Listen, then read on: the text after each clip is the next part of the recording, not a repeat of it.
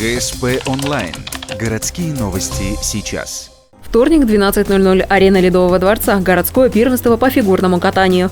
Участвуют спортсмены из Ухты и Сосногорска. Всего около 100 человек. Их возраст от 5 до 16 лет. К сегодняшнему дню готовились серьезно.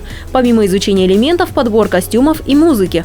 Те композиции, которые нравятся детям, не всегда легки для постановки номера.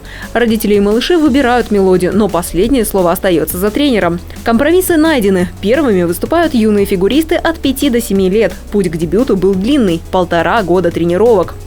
Для кого-то это первые старты всего лишь, то есть им нужно расти, расти, расти. Они показали себя сегодня первый раз, в первую очередь для папы, мамы, для себя. Вот. Кто-то чем-то недоволен, кто-то, наоборот, себя показал очень хорошо и получил уже награды. Для ребят постарше это шанс не только подтвердить спортивный разряд, но и повысить его. Например, среди требований для второго юношеского – аксели, то есть прыжки в несколько оборотов, а также их комбинации. Кандидаты в мастера спорта улучшить квалификацию не смогут, но первенство – это хорошая подготовка перед всероссийскими соревнованиями.